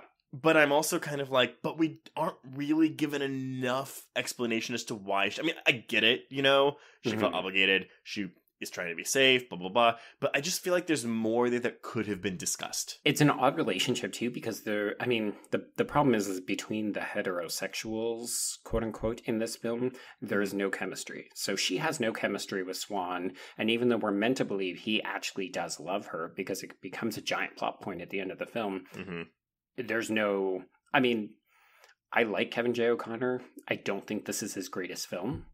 Oh, yeah. He's not doing particularly well in terms of, he sells the illusion and the magic, but he doesn't sell any kind of human connectivity. Correct. And maybe that's the point. Like, that might be the point, but it just doesn't make him a very relatable character. No. But I think also problematically, we're meant to see it as, oh, this is a wrong couple. Like, she is the femme fatale, he is the man who will die. And that way, then she can have this love affair with Demore, who is the private eye. The problem is that there's no real chemistry between them either, so that part falls flat as well. So, there's a bit where Valentin offers to pay him off, and Harry refuses because he's so in love with Dorothea. So he goes back to Quaid's, the fortune teller guy's scene of the crime. He finds a phone book. He's going to track down Jennifer Desiderio because she's kind of the missing link in all of this. If he can find her, he can start to understand who Nix is and what everything is happening. This is also your other exposition scene. It's he's going to go there. She's going to give him some stuff, and then obviously get killed immediately. Yeah, which is exactly what happens, though I do want to briefly highlight the fact that the reason that she is driven to death is because she witnesses a man who is digging a smoky hole next to the psychiatric ward that she has been staying in. So then she runs into traffic and she's struck and killed by a car, and then there's just a shot of a shirtless construction man who pops out of the hole. I was like, oh, Clive Barker. Like, at every opportunity, topless men... visible dick lines. I love it. Appendages coming out of pucker holes in foreheads. So pucker hole. That word pucker is so gross. And I think it's because I've seen in porn people say, "Oh, I love it when that hole puckers," and I'm just like, yeah. Just swish it around in your mouth for a little bit. Twitch. Just use the word twitch. I like twitch. The winky eye. Ooh. Okay, so Jennifer's dead, and we basically confirmed that Swan and Nix were associated. Nix is maybe behind something. He's a rising force. He's coming back. Everybody's terrified. Let's move on. And this is when we get this awesome sequence of all the cultists waking up. Oh, okay. I was going to say the scene in the Magic Castle where we get a booby trap file and a hologram. No. So basically, like, we go through like 3 or 4 different cities, and we see people just standing around dead bodies, and this is director's cut. None of this was in the theatrical cut, and I'm just like, oh my god. Like, we have the one guy, it's a USPS worker, and he has I'm assuming is his wife's body in a closet. We have a woman in Miami who's killed her entire family. Like, you see like the husband and the little girl dead at the table, and then she walks by, and the fucking like son's body is on the floor. Yeah. And then we get San Jose, where it's all the venomous snakes. He like released them on his coworker. Yeah. To which I say, I can understand maybe killing your family because they are a liability. They are going to care whether or not you show up. Did that poor coworker need to be killed by the snakes? Because right. Well, he probably said, I'm going to leave early for the day. And he was like, no. And he was like, okay, well, hold on one second. let me get this snake real quick. I need to leave early and also take a bucket of snakes. Is that going to be a problem? We also see him driving on the road trip with all the snakes in the back seat. Yeah. And this is a thing. So I love all of this. Okay. It does feel underdeveloped. Like, I want to know more about this cult. Why are we doing? Maybe not the grand plan why, but like okay, so they are in the beginning of the movie. Nix gets buried and is done, so they go and live their lives. But they have this thing, like they get a calling. They get a letter. Yeah, they get a letter. Come home to your family. Kill your proper family. Come back to us. I'm more interested in that than I am with anything happening with Harry at this moment. And I'm just... Right. Because, again, we already know where this is going. Yeah, this is, I think, the most shocking piece of edited footage. I can understand why, because it's like, we're killing kids. Yeah. I mean, we don't see the deaths. We just see the aftermath. But it is... When they revealed the kid on the floor, I was just like, oh. Yeah. I mean, you know what I thought. Yay. Yay! Dead children. I love a dead child.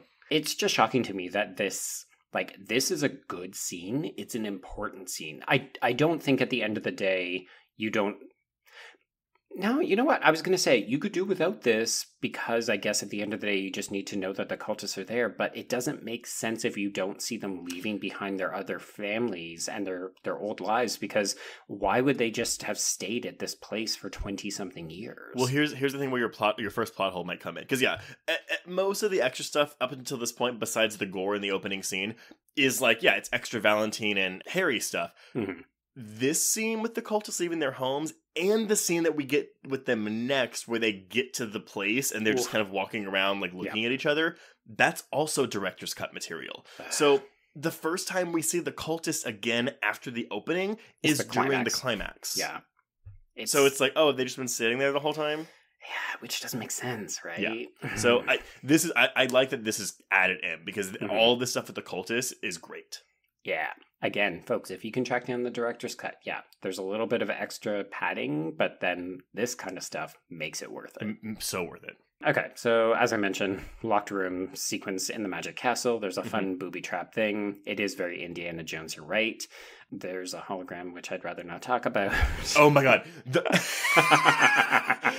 We don't talk about it, but holy shit. When he pulled out the gun, and I was like, are you fucking kidding me right now? I was convinced by this hologram. Sir.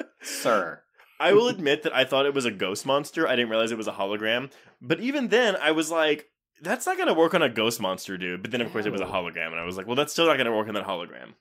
Demore needs to watch more Scooby-Doo. Clearly. Because it is a Scooby-Doo tactic. 100%. And I hope that you are proud of me bringing that up. I am very proud of you, because honestly, I didn't even think about it. Yeah, I mean, this is all the kind of playful, illusionists, of course, would have a hologram protecting their secret treasure. Because why not, right? Yeah. But it also is one of those things where you're just like, okay, but the whole purpose is really just so that we can get a file that shows Nix with his puckerhead forehead. Like, okay, I mean, I guess, but at the same time, we're getting there anyway. I don't know. Yeah, well. So let's get back to the action, because this is where Demore finally starts to crack down on Dorothea. She admits that she is the kidnapping victim from the beginning, and it's time for some Cinemax level sexy sex. Okay, so I do have a quote from Barker about the sex scene, because it is not a part of the novel. Like, they have an attraction in the short story, right? But they don't have sex. Barker's says, and I quote, I would not have allowed myself to make a movie that had its roots in noir, in which a woman as beautiful as Famke Janssen was encountered by a man as handsome as Scott Bakula, and they had not at one point locked lips. I mean, it's my duty, right? Sure. And also, if I can get Scott Bakula to remove his clothing on set again. Oh my god. And so this is also a scene that was heavily cut down. I think what was in the theatrical cut is very brief. Yeah. I wouldn't say it's a graphic sex scene, but like they look fully nude in their scenes. Correct. Yes. And it is some of the worst music I've ever heard in my life. Yeah, it's up there with The Room. Yeah, you are my rose, you are my rose. And ladies and gentlemen, we are not talking about Room. We're talking about The Room. There's a difference. Although Room would also apply given what Dorothea has gone through. That's also very true. Yeah, this sucks. But then we also get that great scene, which is also director's cut only, where he's laying down naked and her head is on his penis. Like just laying on it to hide it. Dick hair. Yeah. Okay, so I had questions about this because presumably they have just had sex, which means like he was inside her, but then she's laying on top of him. So there's residual vaginal juices on his penis that are now being transferred to her hair and or face. Which I think is just what we call the Pantene Pro V hot oil treatment, right? Oh, you put some thought into that. Yeah, honestly, I didn't think about that, and now you put it in my head. That's You're welcome. Great. Thank you for that. This to me was actually more sexy than the sex scene. Because I agree. I think there's something highly erotic about two naked people just in the throes of lovemaking or post-coital. Yeah. I don't know. It's not something that you see every day. Like, I was very struck by, wow, okay, not only are both of them quite naked, but you know, this has a level of intimacy. Like, yeah, these people just fucked, and you know, all that's missing is the cigarette. Yeah. I feel like maybe that also might be a trait of noir. You know, it's like the woman on the man, the sheets covering her breast. He's smoking a cigarette. Like they're talking about things. case information. Yes, case information. He doubts her, doesn't know if she's good or bad. Exactly. I fucked you, but gosh, what if you're dangerous? But I do agree. I prefer the post-coital stuff to the actual sex scene that we get, because I don't really love the sex scene that we have. Yeah, it's not my favorite, but that's okay. But this does lead into what I'm going to say is the bad effect. Yeah, and this is the one I knew you were going to raise. So we hear noises downstairs. Demore goes, he investigates, and we see it looks like a red figure that is constructed of construction paper or origami paper. Yes, yeah. Triangles that kind of flip up and down, and if you touch it, it scatters into like the wind and then but then it like catches itself. The fire, I think, looks fine.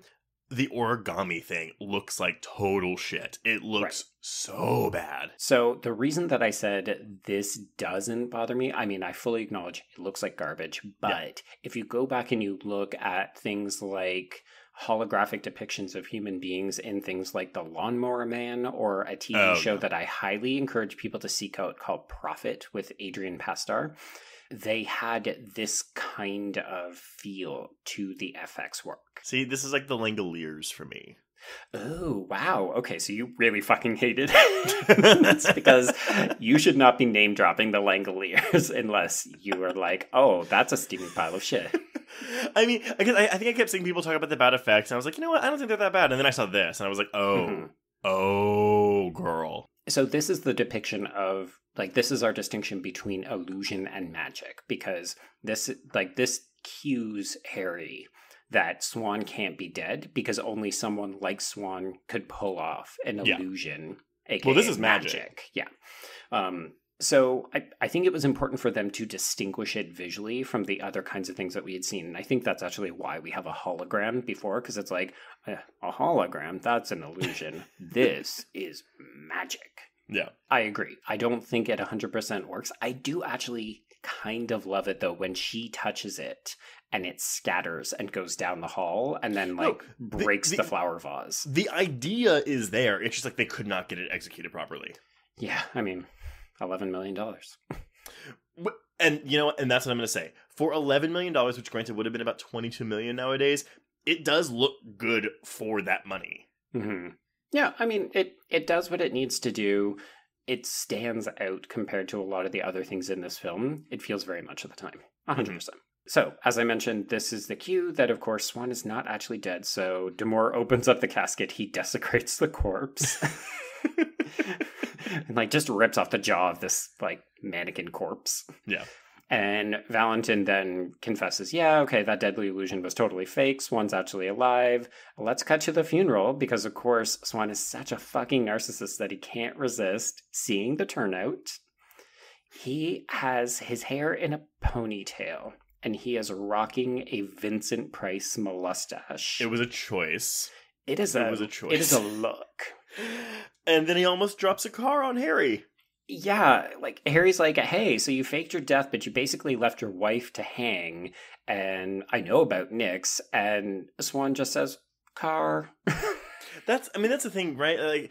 This gives you all you need to know about fucking Swan, because he's so petty, because he's so jealous that he's insecure because he knows that Dorothea didn't marry him for love.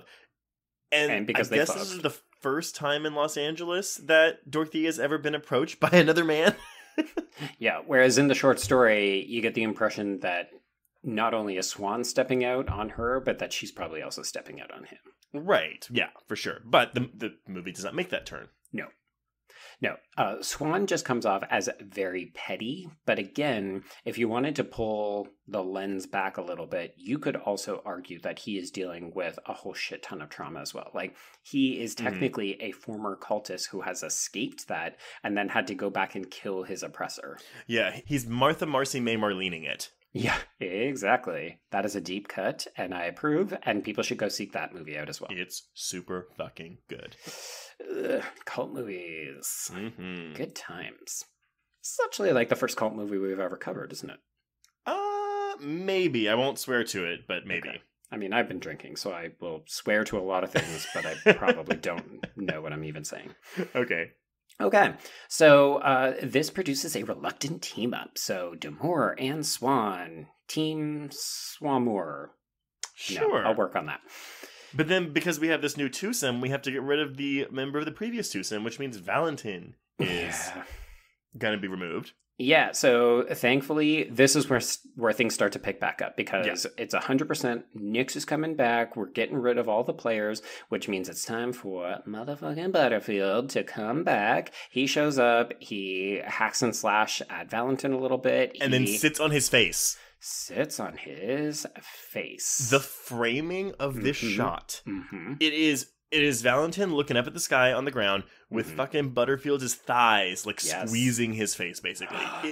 It's so gay. It's also, what does it remind you of?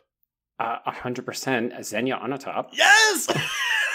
I didn't even piece it together until you were like, sitting on his face. Like, right, yes. But we get like a G-rated rimming scene. I mean, yeah, it's uncomfortably sexual. I do like the fact that Butterfield, he's a highly sexualized character who's not afraid to use it in a menacing way, which is exciting and dangerous and weird. Like, considering that Valentin is queer-coded because of his relationship to Swan, and then Butterfield is like more or less text. Yeah. This is sexualized threatening, and it's kind of refreshingly weird, and I'm here for it. Yeah, this is when you also get into the whole idea of like, oh, well, queer as the monster, as the villain isn't that bad, and yes, you can make that argument, but he's so fun. Yeah, I mean, Butterfield is clearly not a good guy, but he is fascinating as a character. Yeah, he is a richer character than, Harry D'Amour. I mean, but just think about it. Like, he could have been such a boring, nothing character. Like, it could have just been, oh, he's got two different colored eyes, and we're going to leave it at that. For sure. Okay, so it's revealed when Harry and Swan come back to the house, and they discover, oh no, the maid has been killed, and Dorothea and Valentin are gone. It's revealed that Valentin is one of the few people left alive who actually knows the location of Nyx's body. The capture of Dorothea is extra as well. I mean, obviously she does get captured, but you don't see it in the theatrical cut. Yeah, I think you see him grab her briefly, and that's like it. Whereas here, he full on, he relics her. He gives her a little boob lick. Yes, and we don't get the moment of her discovering the housekeeper stabbed in the kitchen or whatever. Yeah, which, again, is kind of like, oh, who's that character? We've never met poor Valencia the maid before, and yet... Wait, is that really her name, or did you just make that up? It is her name, because we hear Dorothea calling for her in the middle of the night. I thought you were being racist. I mean, she is a person of color who exists solely to be killed in this movie, so let's call a spade a spade. Okay. This movie does not care for black people, I mean, we do have an Asian character, but... Really? Yeah, who is not in this movie anymore? No. We will never see Billy Who again. We will never speak of him again. It's 1995. Gone. Yeah, I mean, kudos for at least including him, I guess. Question mark. Let's move on. All right, so we're now in pursuit. So Valentin and Dorothea are at the mercy of Butterfield. Butterfield makes Valentin dig up Nyx, and then he hacks him up a little bit. So they dig a ditch, pull out Nyx's body, and then we cut back to Swan, who he gives us a little bit of insight. So this, if you're not watching the director's cut, would give you the first indication that if Nyx gets inside your head, he changes your perception. And Swan's description of what people really look like on the inside is jelly and shit.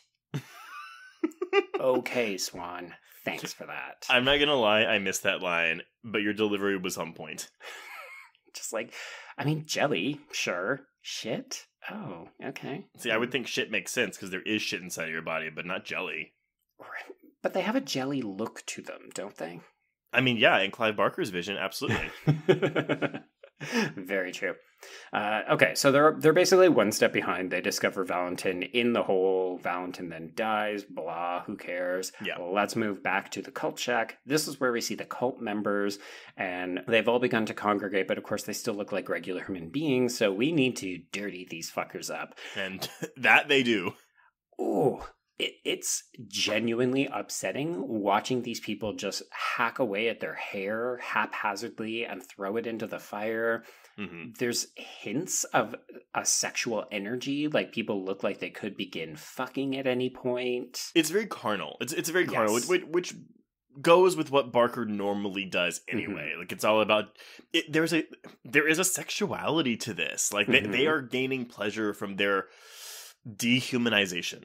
Yes. Yeah. And like the return of your god is a celebration that needs to be consumed on a flesh level. There is a really cool shot. It's very reminiscent of Anaconda when we get the interior shot of the Anaconda as it's swallowing John Boy. It's when, and also kind of like Freddy versus Jason when Jason reinflates, but it's when they are resurrecting Nix, and the camera like goes inside his body as we see all of his organs like moisten and inflate inside of him. Yeah, and I have to think that this is a practical effect because I think it looks really good. No, it absolutely does. I don't know if it's practical or not, but it looks really good. It might be because the camera's moving really fast too. Like, it's like a tracking shot through his body. But yeah, I was... From this point on, the movie has me. And granted, it ends about 3 times. It's like Lord of the Rings, Return of the King. But I don't care. It's because it's so awesome. Like, everything that happens, like, it builds. You know, it doesn't like end and then it gives you 2 more like lesser endings. Like, it just gets bigger and bigger. Yeah, the first time it ends, in quotation marks, you kind of feel a little underwhelmed. Like, oh, that was too easy. And then you're like, oh, it's not over. Never mind. Okay. It feels very much like a video game. A little bit, yeah. Okay, so Butterfield resurrects Nix by removing the facial appendage, and this is where people start to go batshit crazy. You know, he's basically saying, like, get ready, your god is coming back.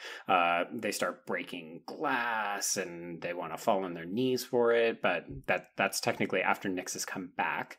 But one very fun thing is that when Nix is fully reanimated, and he's got... I mean, I love the makeup on this because he's had this appendage over his face for 13 years. He's seen no sun. So, like, when Butterfield says, open your eyes, he immediately has to close them because it's painful. He hasn't seen light in 13 years. And then his face has markings from where the metal was fixed against his skin. So he looks like he's got discoloration and tattooing on it. And it's so memorable. Yeah, the makeup effects work on Nix is awesome. And then we have his third eye. Trace, walk me through. Say I haven't seen this film. What do you make of this third eye? Okay, so I want to read you something from Bloody Disgusting, actually. Jonathan Barkan did an in defense of Lord of Illusions for Bloody Disgusting back in 2016.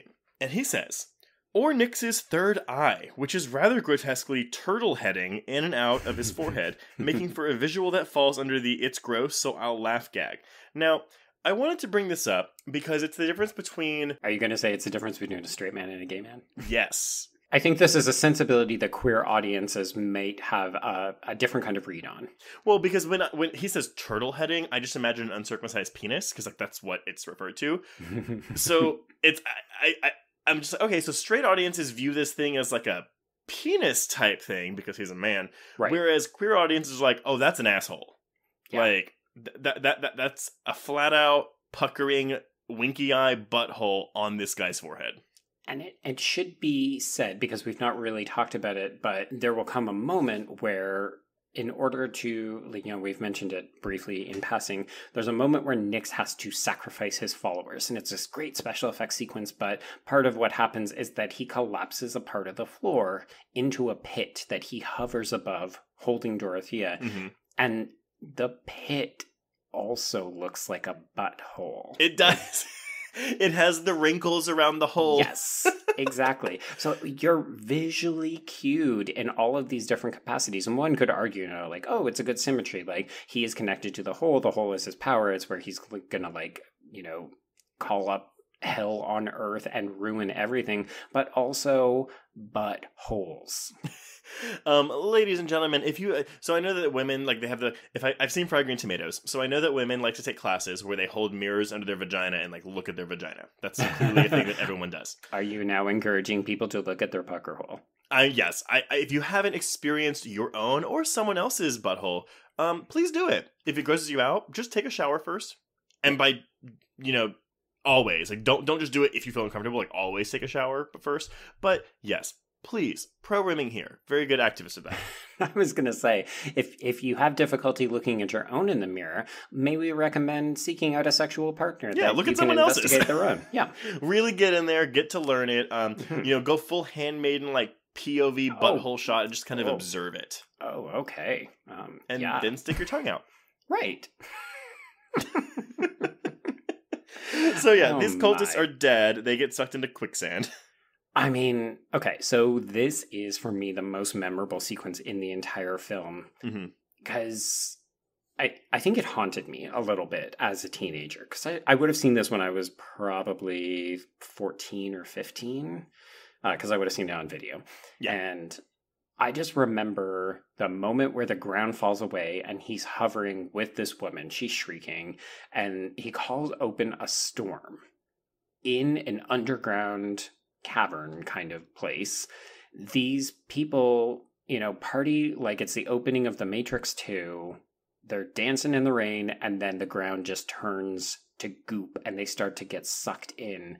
And folks, again, if you haven't seen this, it kind of looks like that scene in As Above, So Below, where they come upon people half submerged in the ground, but they're still alive and they can grab and move and they're shrieking in agony. It's really good. It's upsetting. It's terrifying. Everything about this finale is fantastic. So basically, though, and this was like the studio gave them more money. So because Barker said that he wanted a more spectacular ending for Nyx, but they didn't have any money for something really spectacular in the way of a demise. And then United Artists came across and said, if you want to blow him to pieces as an articulated animatronic puppet, here's the money. And so, because of this, the studio, for once, did something good for Clive Barker, and they just gave all this money, which is why we have this fantastic, protracted, extended finale. Yeah. And it does look great. So we need to have a few battles. Dorothea gets a shot off in the pucker.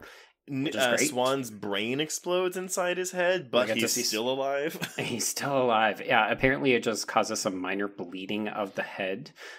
We did also jump over the part where Swan and Butterfield go tete-a-tete, and Swan burns half of Butterfield's face off, but it's very much a the boy is mine kind of battle. 100%. Yeah, it's almost like a cat fight, but it's with men. Yeah, and the funny thing is that Swan is not in love with Nyx. Nyx is in love with Swan, and then Butterfield is in love with Nyx. It's my best friend's wedding, but Clive Barker. Which one is Cameron Diaz? Cameron Diaz is 100% Swan, and Butterfield is Julia Roberts. Right, okay. And then Nyx is Dermot Mulroney. Interesting. I don't know that I could see Julia Roberts wearing those pants well. She doesn't have a penis for it. Interesting. Now I'm imagining Julia Roberts with a penis. Okay, so so we have a bit of that. We've got Dorothea shooting Nyx in the head. We think he's dead. He comes back. He's smacking in the her butthole. She shoots him in the butthole, but it doesn't knock him down. It just frees Demore, who has been penetrated in his own head by Nyx. So he was seeing everybody in their jelly and shit forms. And then Nyx ultimately plans to dump Dorothea into the hole because, of course, he's lashing out at her because she is the object of Swan's affection. So he's very much like, man, the guy that I love kicked me to the curb because he's in love with you. Well, I'm going to throw you into this giant butthole. He can dump her in my hole. Her into your hole? I'll go for Famke Janssen, dude. Okay. I'm not going to lie. Fair. Okay, so you'll flip for Famke. Got it. That's good to know. Yeah, and I mean, honestly, it's just a bunch of this, Dorothea does get a good line where, I think it's, when he corners her at the butthole of the ground, not his head. Right. And she just goes, "What the fuck are you?" And I'm like, yes. Yeah, I almost clapped. I was like, yes! Yeah, because, really, I shot you in the head, you're wearing a third eye pucker hole, and you honestly look like your clothes kind of look like they came from a mummy apparel store. Is it a drape? Is it a toga party? Is it dirty toilet paper? I don't know. I just had a really good Kirstie Alley in Drop Dead Gorgeous where she's like, I figured out the theme, I figured out the subtitle, and tell me if you can get my reference. The third eye is the butthole of the face. Yes. The house bunny. I just watched that a couple weeks ago. I did too! Symmetry. So, yeah, I mean, basically, shit happens, they kill his ass, they drop him down the hole, he's still alive, they escape, and they blow him up, and then we get to see Swan's face peel off for real. Yeah, that was impressive. I must say, I also enjoyed watching Nyx fall apparently into the center of the world, because he breaks through the ground like 3 times and then ends up in a pit of lava. This movie goes there so hard. Like, I mean, whatever I feel about the noir aspects of the film, you know, it does hurt it for me. Everything about these last 25 or 30 minutes, it's just so big, it's so grandiose, it's so visionary.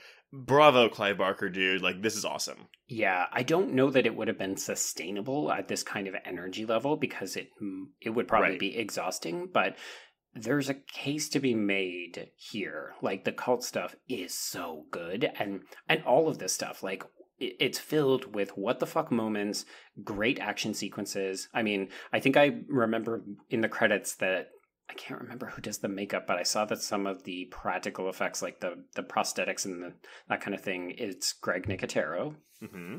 So, like, it all looks really good. Oh yeah, I mean, yes. I don't know what to add on to that because you're right. Like, it's just very impressive. Mm-hmm. Yeah. So it's just a big old showstopper, and then the movie basically becomes From Dusk Till Dawn, and Demore and Dorothea walk away, and the giant pucker hole is closed up. And I will say the final gay reading, or queer reading, that I had of this is that Nyx's flaming body, if he can't have the man that he wants alive, he will take all of the skin. Because the minute that he gets Swan's fleshy parts down the pit, that done. Hole just closes right up, which is kind of like the end of a sexual encounter, right? That hole just closes right up. That hole just closes right up. Wow. We are closed for business. Let's move on. And then Demore and Dorothea walk off into the dawn. I really hope there are some straight male listeners who are huge fans of this movie that have an entirely new perspective of it. It's about butts. That's what we're saying. Butts. I mean, like, final thoughts. I mean, everything I've said, y'all know. I mean, I like it fine. I gave it a 3 out of 5 on Letterboxd.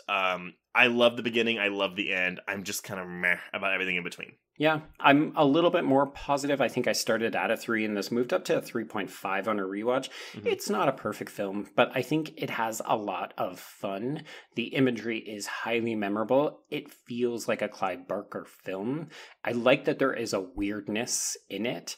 And I'm happy that it exists because I think the world is richer for weird, quirky films like this. Oh, I agree. And much like most anything Clive Barker, it's ambitious as fuck. Yes, yeah.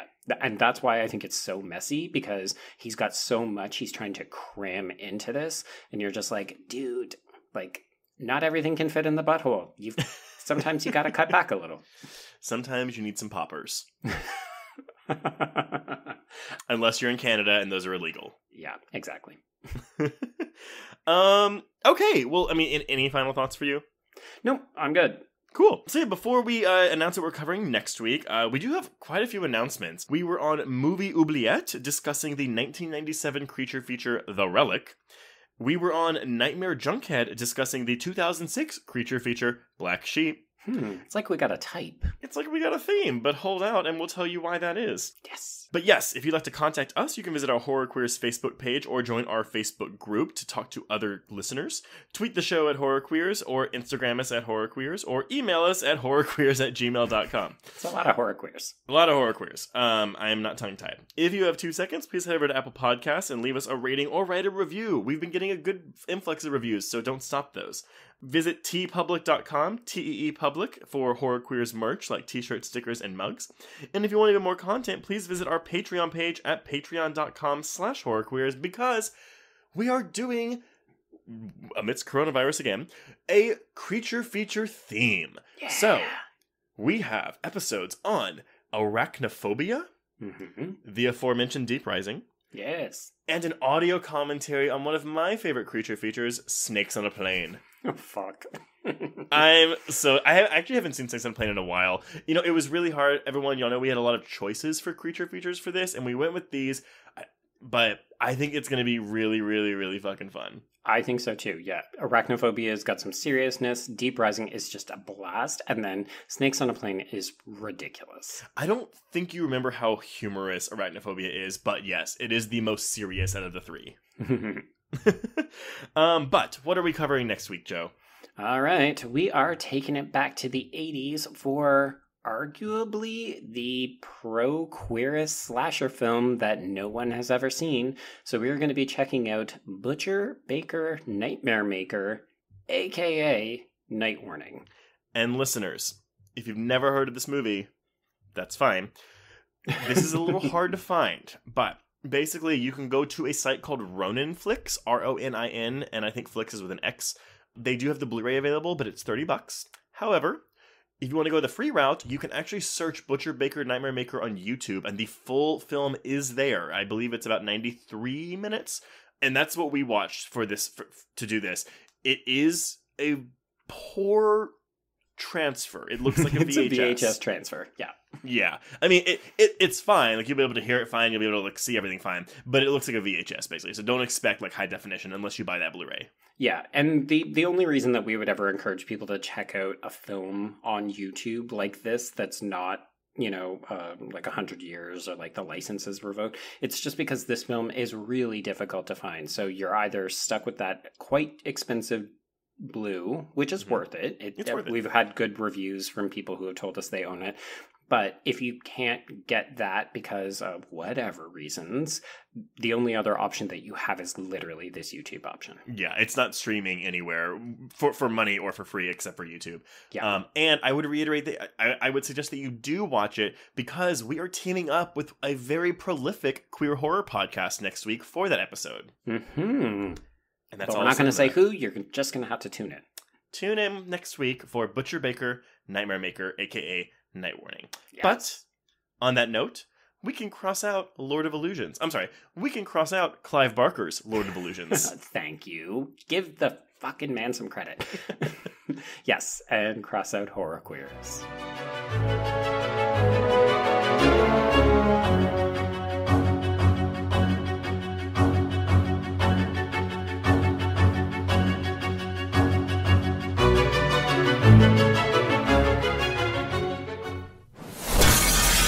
Disgusting Podcast Network, home of creepy, disturbing, and terrifying creepypastas, SCP archives, weekly full-cast storytelling, the Horror Queers, genre commentary from an LGBTQ perspective, and the Boo Crew, for horror-centric interviews. Listen free wherever you stream audio and at bloodydisgusting.com/podcasts. It was late in the afternoon when the professor and I took our way towards the east, whence I knew Jonathan was coming. Jonathan Harker has asked me to note this, as he says he is hardly equal to the task, and he wants an exact record kept. Dear Madam Mina, I have read your husband's so wonderful diary. Strange and terrible as it is true.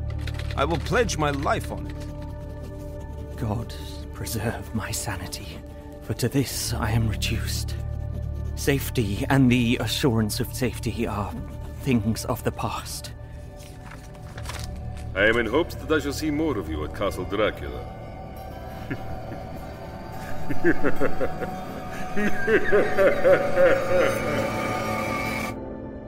Listen to Regarding Dracula wherever you listen to podcasts, or find us online at bloody.fm.